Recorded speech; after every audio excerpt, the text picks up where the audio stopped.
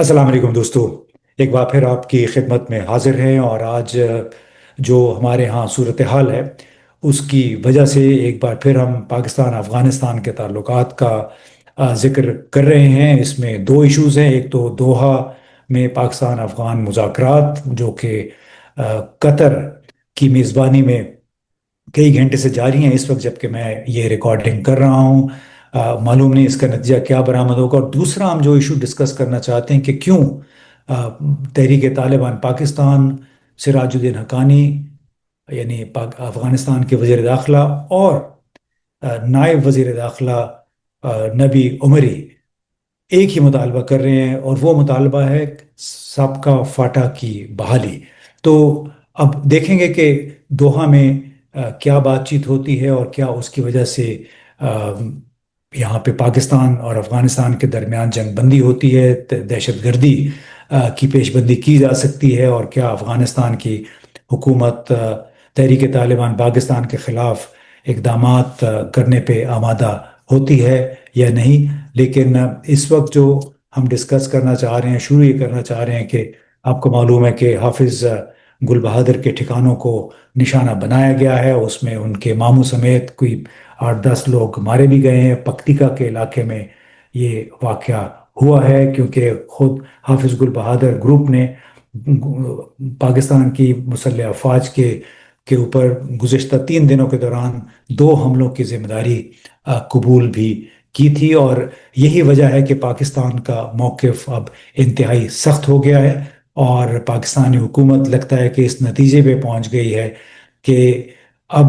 हर दहशतगर्द हमले का जवाब ताकत के ज़रिए देना है। बहुत हो गई और हमने बहुत सब्र कर लिया। उसमें ज़रूरी नहीं है कि तमाम अफ़गान हुकूमत उसमें शामिल हो, लेकिन अफ़गान हुकूमत के कुछ हिस्से, उनकी जो मुस्तकिल इस्टेब्लिशमेंट है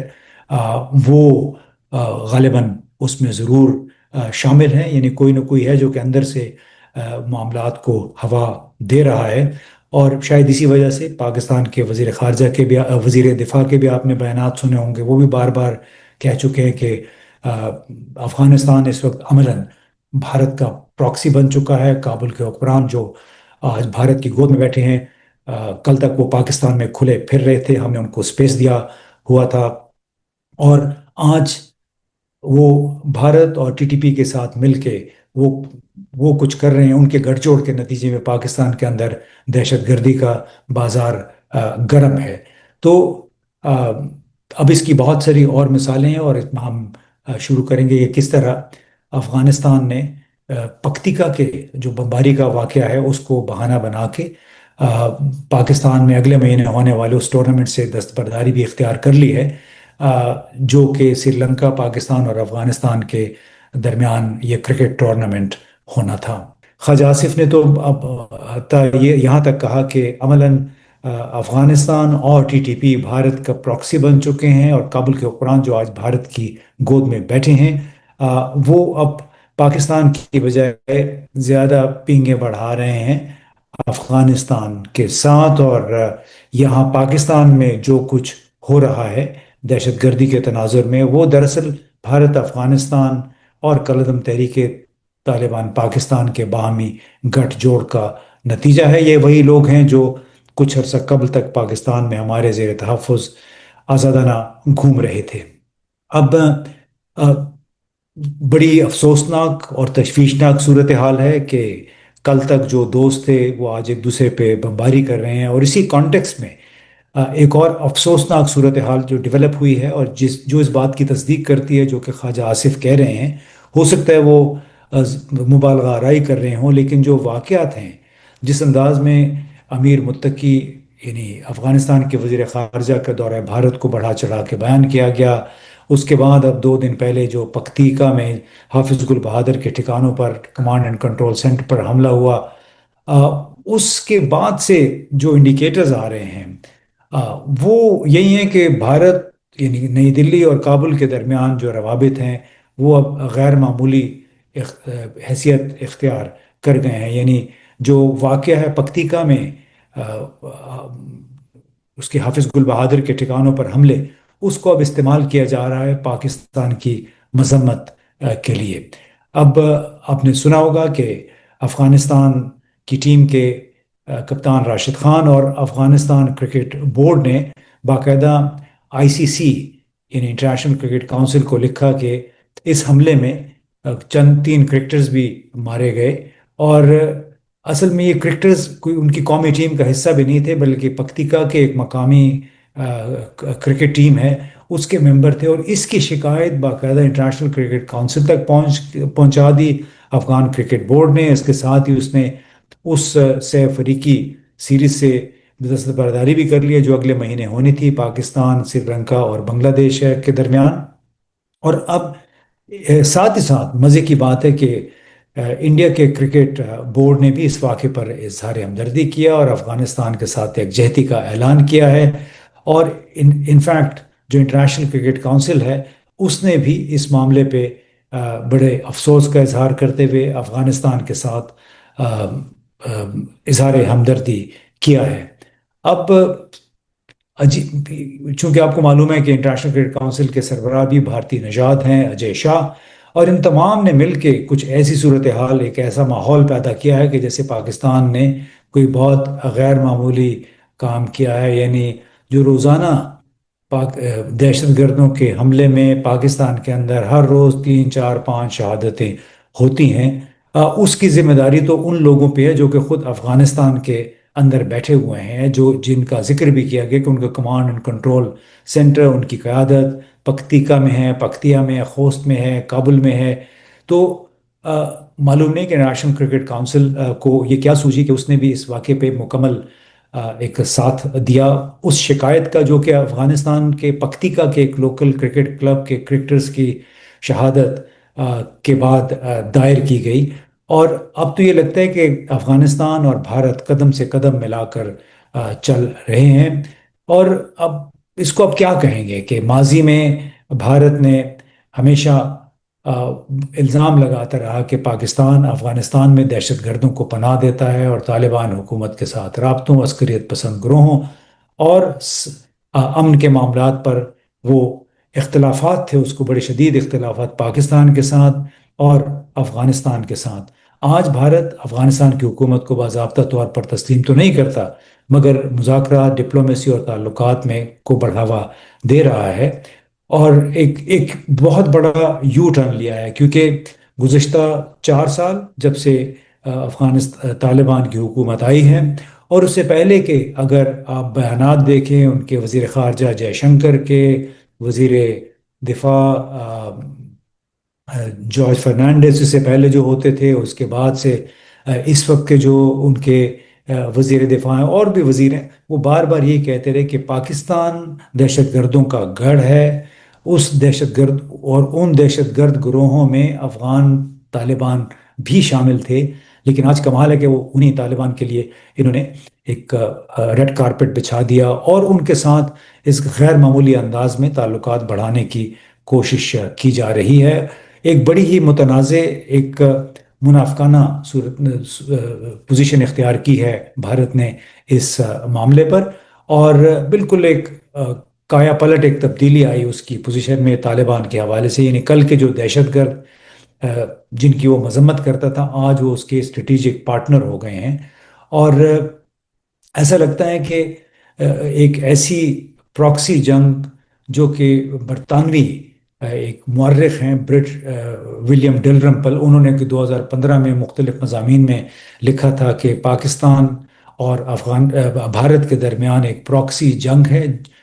جو کہ افغانستان میں لڑی جا رہی ہے۔ اور اب ایک بار پھر ایسے لگتا ہے کہ شاید پاکستان اور بھارت کی ایک نئی کی پراکسی جنگ کا ایک نیا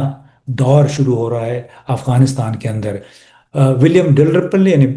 جو برطانوی مورخ ہیں، انہوں نے 2015 میں یہ لکھا تھا کہ افغانستان میں جو جنگ جاری ہے اسے صرف اندرونی شورش کا معاملہ نہ سمجھا جائے، بلکہ اس کے پیچھے دو پڑوسی ملکوں بھارت اور پاکستان کے مابین ایک اسٹریٹجک کشمکش ہے۔ انہوں نے یہ بھی کہا کہ افغانستان کی سرزمین دوہرے ٹکراؤ کا مرکز بن گئی ہے، ایک طرف ملک کی اندرونی تصادم اور دوسری طرف دو پڑوسی طاقتوں کا مقابلہ ہے۔ اس کے باوجود ولیم ڈلرمپل نے یہ بھی کہا تھا کہ بھارت کا کردار مکمل طور پر پراکسی قسم کا نہیں ہے، بلکہ زیادہ جامع اور پیچیدہ ہے۔ اگر کچھ بھارتی حکمت عملی طالبان کو صرف حکمت عملی کے ماہرین جو ہیں، اسٹریٹجک ماہرین جو ہیں، وہ طالبان کو صرف پاکستانی تحریک قرار دیتے ہیں تو وہ غلط ہیں۔ طالبان ایک تحریک ہے جو سخت بنیاد پرست دیہی افغان پس منظر کی نمائندہ ہے۔ یہ وہ الفاظ ہے جو آج سے 10 سال پہلے ولیم ڈلرمپل نے اپنے مضامین میں لکھے۔ اب یہ وہ زمانہ تھا جب امریکہ نے بھی بھارت کو، یعنی 9/11 کے واقعے ہوئے اس کے بعد سے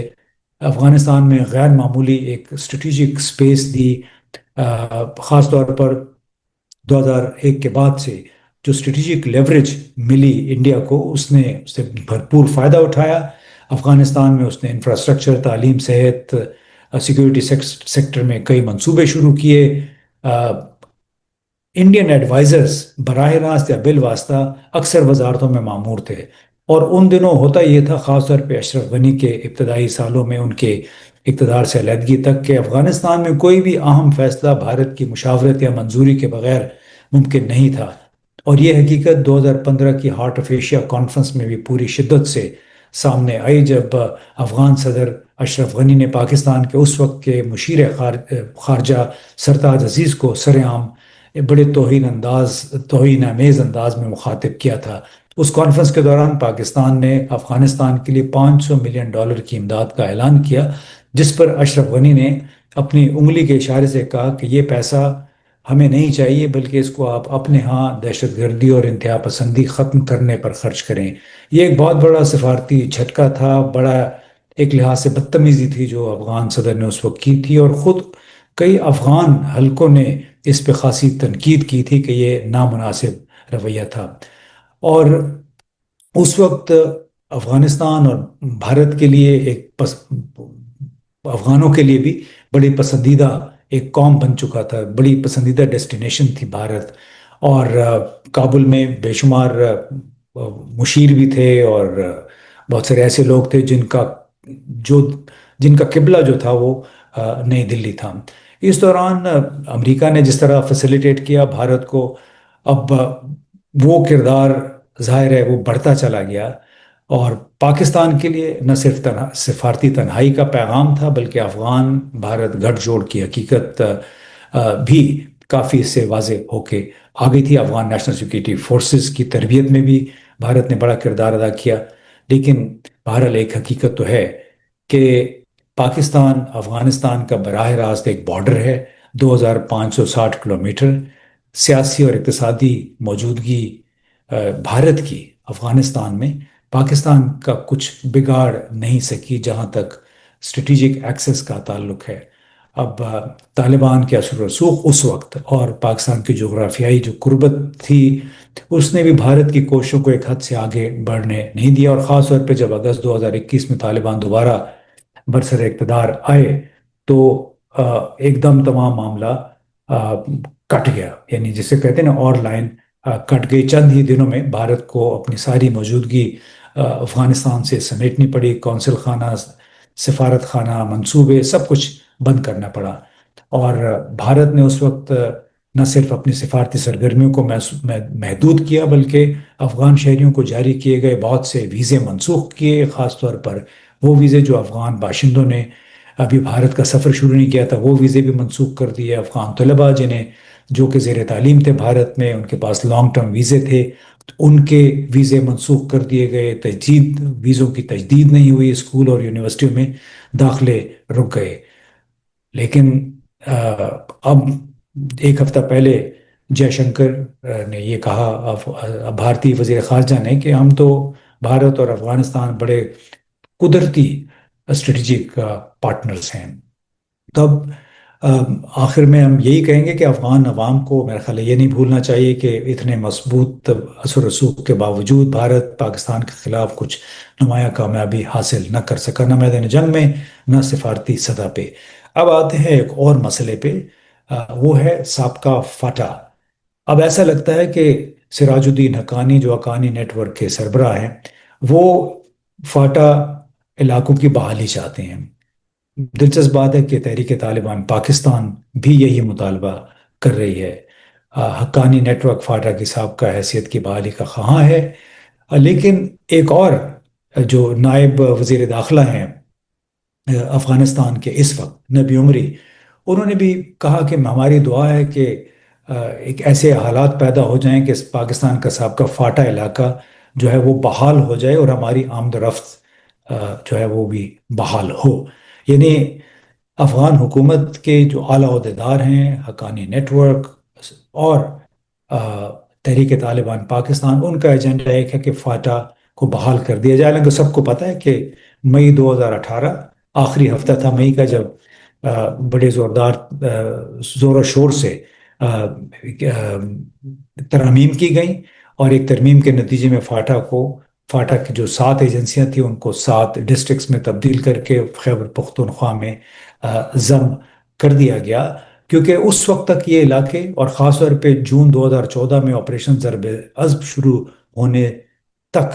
یہ افغان طالبان، ان کے ہم خیال افغان گروپ یعنی حقانی نیٹ ورک، افغان طالبان اور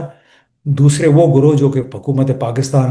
ریاست پاکستان کے خلاف سرگرم تھے، وہ تمام فاٹا کو اپنی پناہ گاہوں اور ٹریننگ سینٹرز کے طور پہ استعمال کر رہے تھے۔ اور جب یہ ظاہر ہے اس کا مرجر ہو گیا پاکستان کے خیبر پختونخوا میں، تو اس میں پھر حالات نسبتاً تبدیل ہو گئے۔ اب یہ تمام لوگ جو ہیں فاٹا کی بحالی چاہتے ہیں ایک ایسے وقت میں، جب دنیا قبائلی زندگی سے نکل کے جدید زندگی کی طرف آ گئی ہے۔ یہ تمام رہنما خود، اب چاہے افغان طالبان ہیں، چاہے ہمارے مولوی حضرات ہیں، چاہے ٹی ٹی پی ہے، جدید ترین سہولیات خود استعمال کرتے ہیں، مہنگی گاڑیاں، موبائل فون، سیٹلائٹ فون، گھروں میں الیکٹرانک آسائشیں، لیکن وہ چاہتے ہیں کہ فاٹا برقرار رہے، جو کہ ایک ماضی کا ایک قصہ پارینہ ہے جس کی اب اس دور میں کوئی گنجائش نہیں ہے۔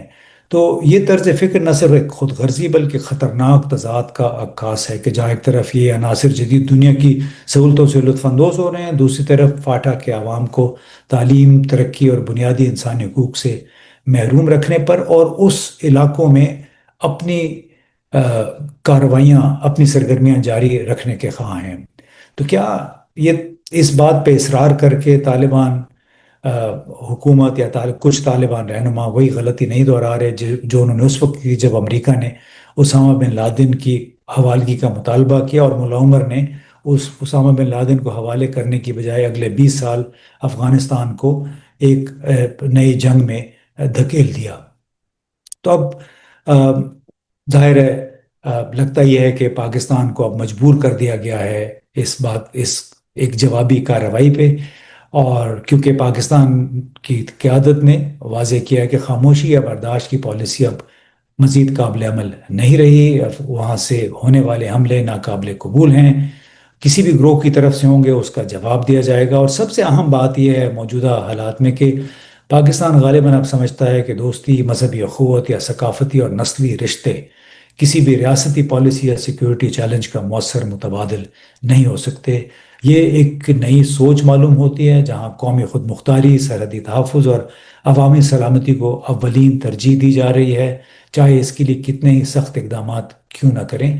اور سوال یہ کہ کیا پاکستان اب اس جنگ کو افغان سرزمین تک پہنچا رہا ہے جس جنگ کا اس کو اتنے عرصے سے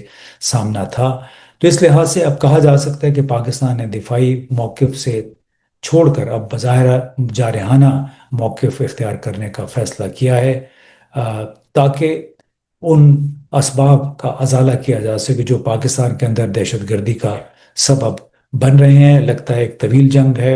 اگر بیرونی سازش بھی ہو سکتی ہے، پاکستان کی فوج کو ایک نئی پراکسی جنگ کا حصہ بنا دیا گیا ہے، اس کے طویل المعاد نقصانات بھی ہو سکتے ہیں۔ وقتی طور پہ دیکھیں گے کہ مذاکرات کا نتیجہ کیا نکلتا ہے دوحہ میں جو ہو رہے ہیں، لیکن ان مذاکرات کے نتائج سے قطع نظر نفرتیں اتنی زیادہ ہو گئی ہیں افغانستان اور افغان عوام کے لیے، جو ایک خیر سگالی کا جذبہ تھا وہ انتہائی کم ہو گیا ہے۔ اس کے اس کو سامنے رکھتے ہوئے آئندہ آنے والے حالات کوئی اچھا شگون نہیں ہے پاکستان کے لیے اور افغانستان اور ان کے باہمی تعلقات کے لیے۔ بہت بہت شکریہ۔